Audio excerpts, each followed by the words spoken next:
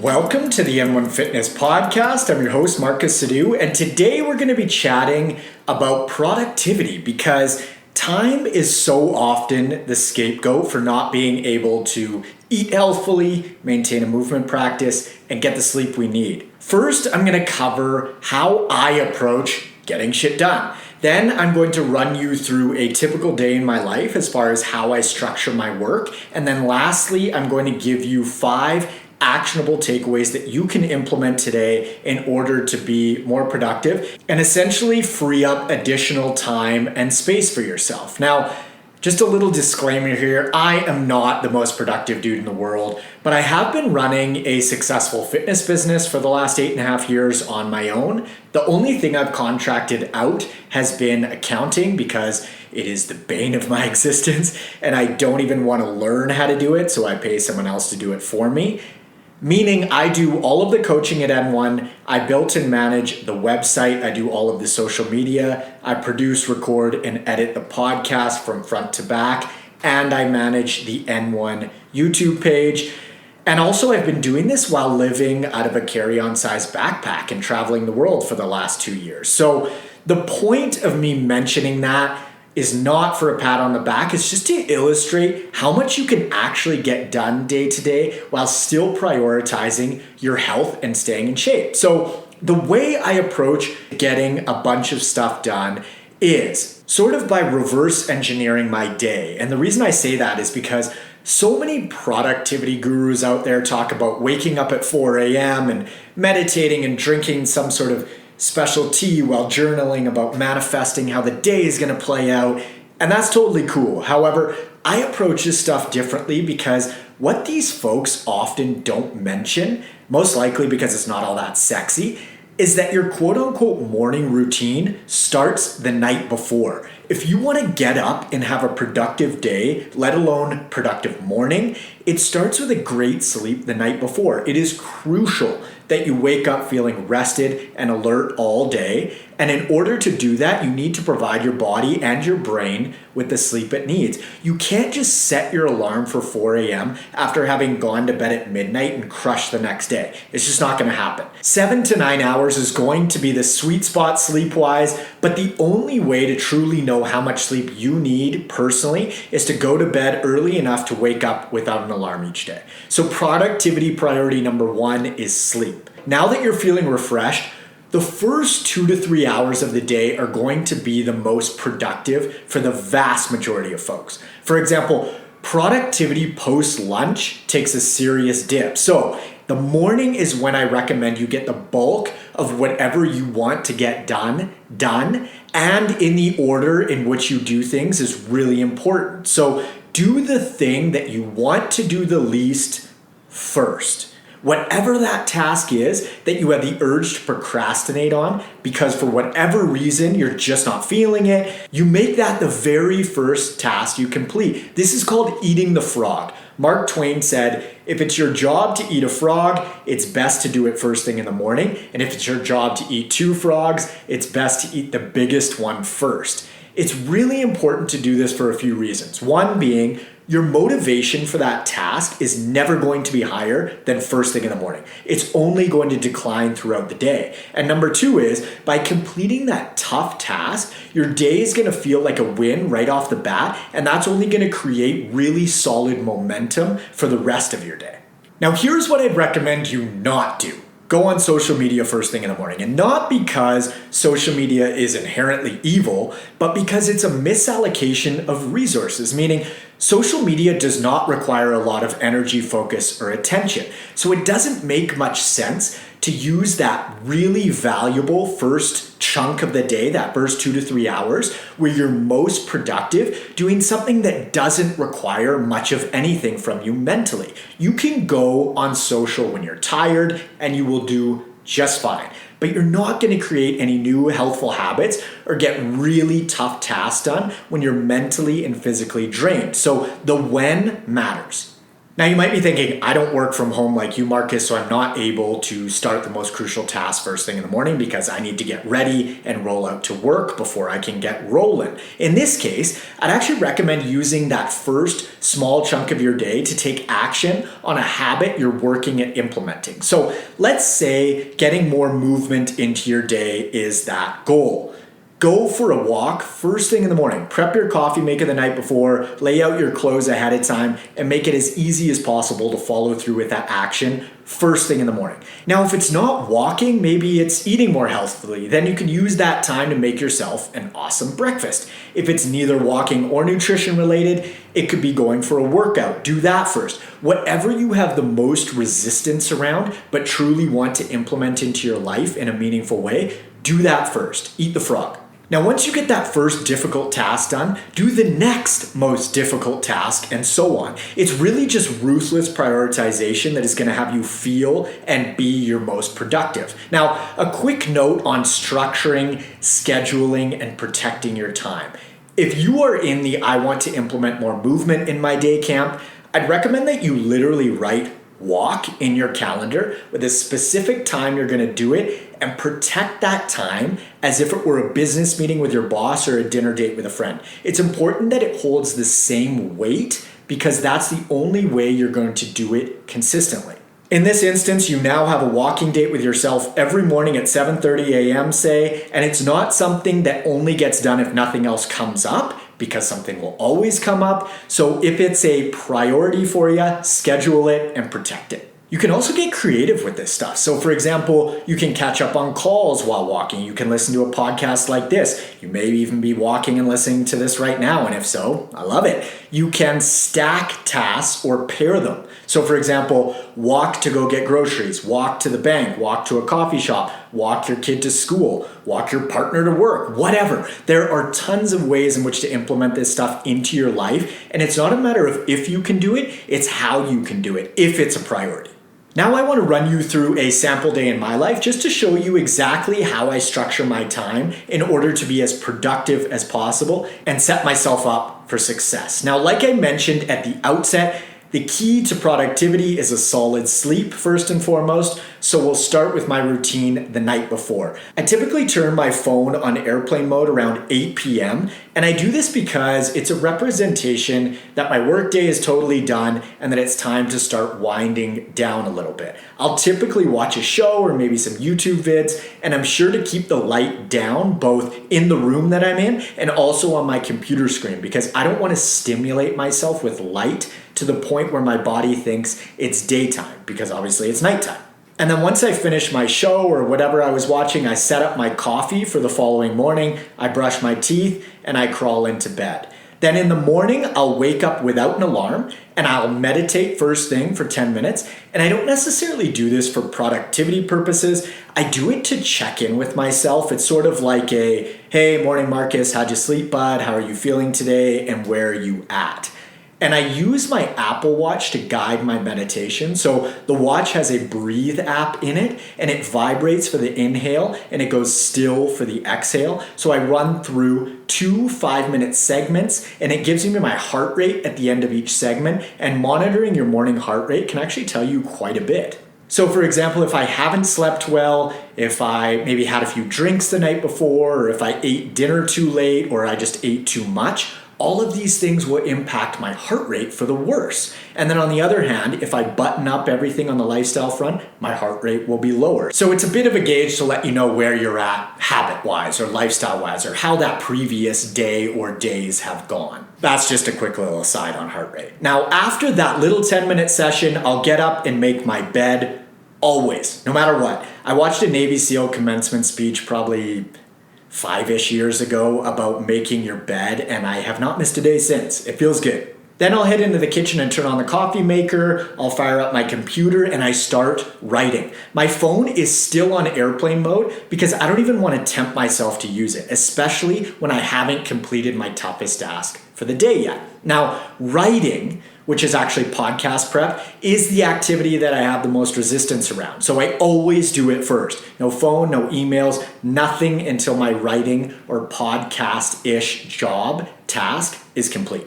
After I wrap up with the podcast stuff, I'll dive into some email and do my client check-ins for that day as well. Now, most likely 2 to 3 hours or so has gone by since I've woken up. Coffee is done and I'll put together some breakfast. So right now I've been having some protein and fruit, which yesterday looked like a chicken and egg scramble with some veggies and an apple. If you've been listening to the podcast for a while, you know that I used to eat 2 meals per day. I now have switched to 3 meals per day. That's just an alteration that I've made because I feel better that way right now. You know, nutrition is a moving target. So right now I'm eating 3 meals per day, but I used to, for years, would only have 2 meals per day. I would fast through the morning, have a bigger lunch and a bigger dinner. Point being, nutrition is a moving target and you just adjust based on what you're feeling, your lifestyle, your goals, all that sort of good stuff.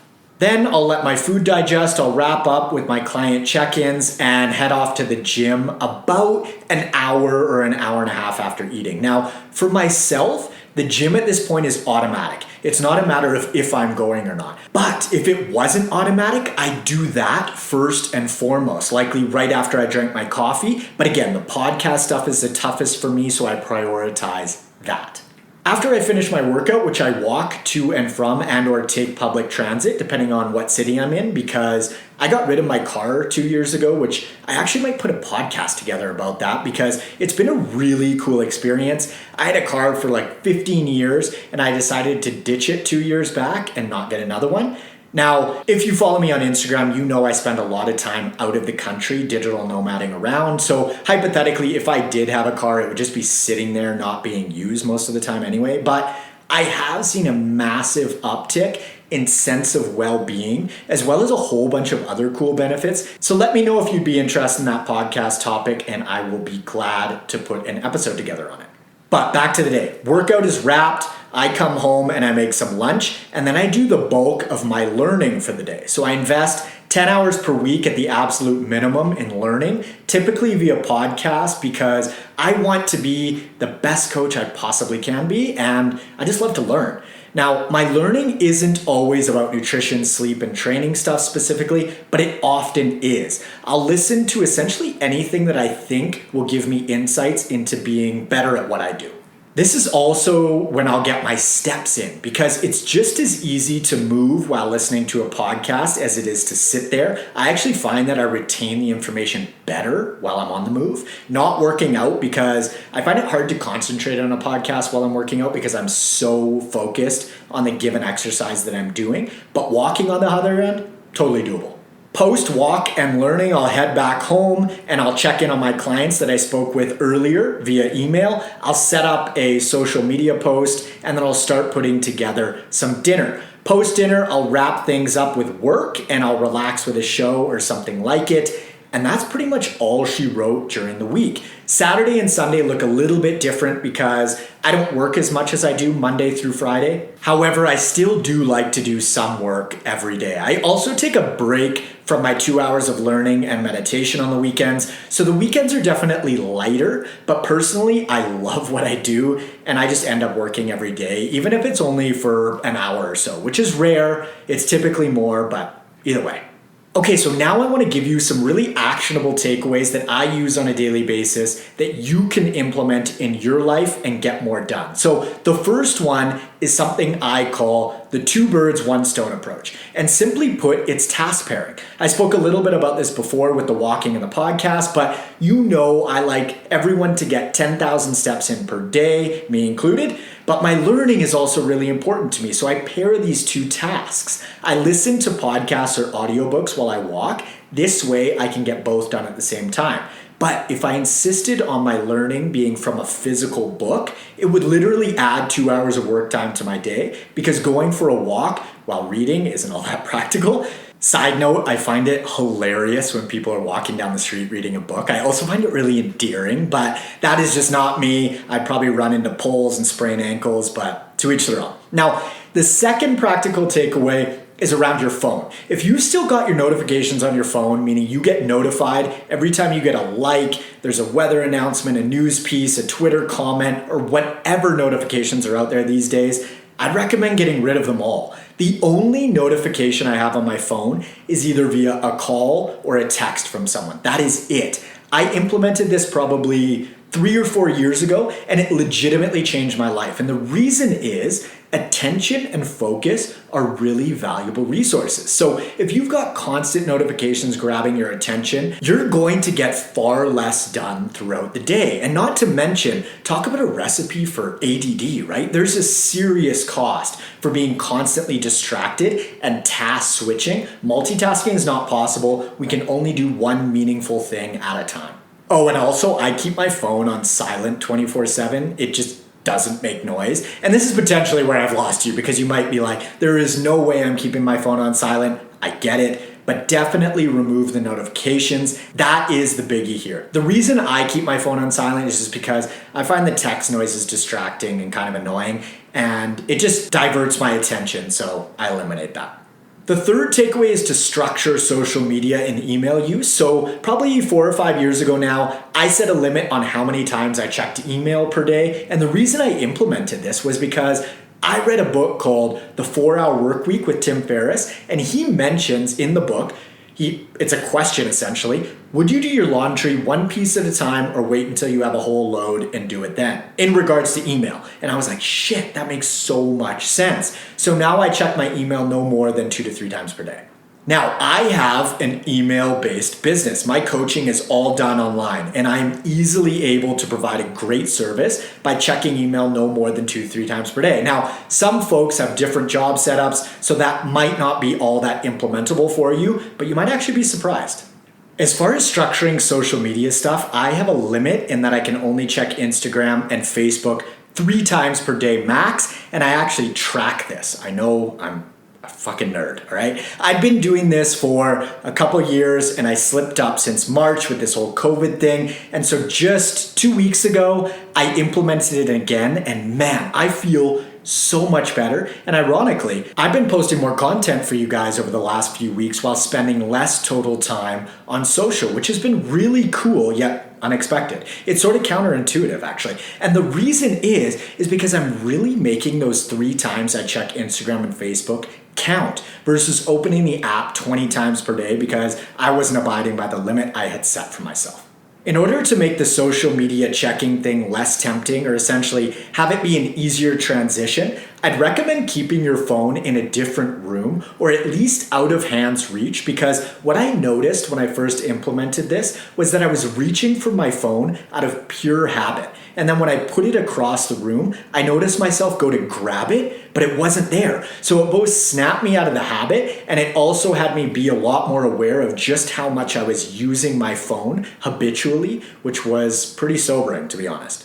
The fourth takeaway is to limit yourself to Wi-Fi. This is, I guess you could say, a bit more of an advanced, if that's even a word in this case, tactic, because I know how folks love using their phones and the data on them. But I've been traveling throughout the US, Mexico, and Colombia over the past 2 years, and I'm pretty proud to say that I've never gotten a data plan. And reason being is I don't want to use my phone more than I already do. And I know that if I have data, I just will. It's too tempting. So I limit myself to Wi-Fi. I obviously use Wi-Fi at home when I'm working and doing different things. If a restaurant or a cafe has Wi-Fi, I use it, but I have to actually ask for the network and the password. So sometimes I just sit there with a coffee and my thoughts because it's an effort barrier that I'm not willing to go through in certain instances. Kind of crazy, right? Maybe taking the view people watch. It's actually pretty fun.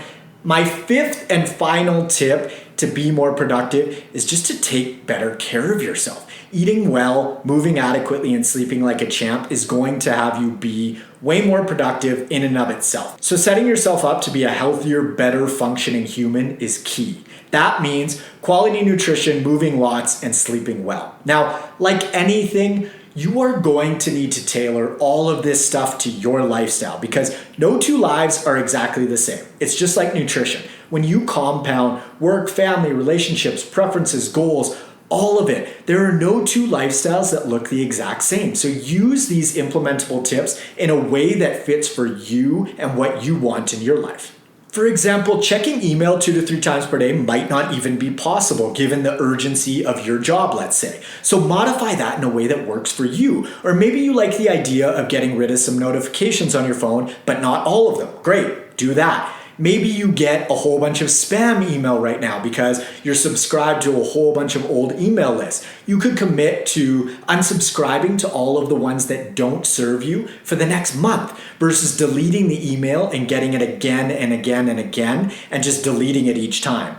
Essentially, what this whole productivity episode is about is creating space. Creating space for you to be less consumed with devices, notifications, emails, essentially anything that grabs your attention and removes it from the moment, because the moment is your life, right? And just be aware that if you do truly implement these practical takeaways, it's probably going to feel a little bit odd at first. But again, that's the creating space part. It's creating space for better conversations and relationships, more connection, essentially a more fulfilling experience day to day. Because if you can get more done in less time, that just gives you more time to do other stuff that you enjoy. I know we started talking about productivity, but really, what's the point of being more productive? It's about feeling good about the work that you do and, of course, contributing and feeling proud of your efforts. But it's also about freeing up more time to invest with the people that you love and have a wider array of cool experiences, which at the end of the day is just what we call life. If you'd like to apply for one-on-one coaching with me, you can head on over to n1fitness.com/coaching. Follow me up on Instagram at N1Fitness and friend me on Facebook at Marcus Sadu. Thanks so much for listening. I would highly encourage you to implement just one of the practical takeaways right now, because while this information is interesting, in my opinion at least, it's only going to add to your life or benefit you if you take action with it. I'll catch you guys on the next episode. See ya.